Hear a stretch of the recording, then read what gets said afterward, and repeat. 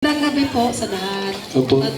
Ay, Bro, gusto ko lang itanong kung tama ba po yung paulit-ulit na na panalangin.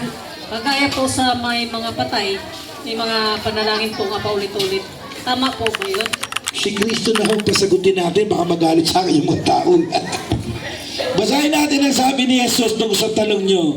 Mateo 6:7, ito po sabi ni Jesus. Basa tayo. At sa pananalangin ninyo ay huwag ninyong gamitin Ang alin? ang walang kabuluhang paulit-ulit. Okay na, sister? O, si Kristo sumagot. Sa pananalangin ninyo, huwag kayong gagamit ng paulit-ulit. Kasi po ang panalangin, hindi ho inuulit-ulit o minememorize. Hindi ho. Dapat ho ang panalangin nang gagaling sa puso. Dumadaig ka sa Ama eh. Ama, kaya nga pag mananalangin kayo, no? Para kayo nakikipag-usap sa Ama. Sinasabi mo yung iyong mga daig. Gusto mo ba pag kinakausap ka ng anak mo, bagay lang marinang purang naglalas po. Mali. Basahin natin sa Filipo 4:6. Ito po nakasulat.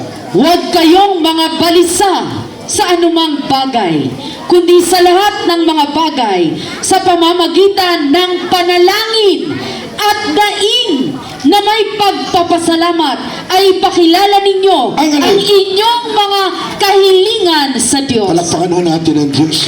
Naalala ko tuloy, sister, yung isa nagdasal, ang haba, paulit-ulit. Haba eh.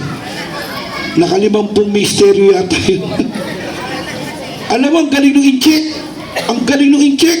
Pagkatapos magdasal ng paulit-ulit, nag-pray din yung incheck. Alam mo sabi ng incheck?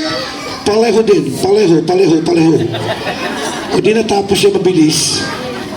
Naintindihan ko, kapatid. So yun po, kapatid. Bawal po ni Kristo yun. Pag mananalangin kayo, makipag-usap kayo sa Ama. Yung aking pong asawa, wala pong trabaho ngayon. Sana po, Ama, bigyan nyo na po siya at mag-focus na po siya sa kanyang trabaho. Kasi karangalan po ng aking mga anak na ang kanilang ama ay may trabaho. Salamat po, Ama, dininig mo ang aming panalangin. Ito'y aking inihiling sa pangalan ni Jesus. Amen. Palakpakan na natin ang tamang pagdalisal. Hindi yung paulit-ulit. Maraming salamat po. Basa. Next question.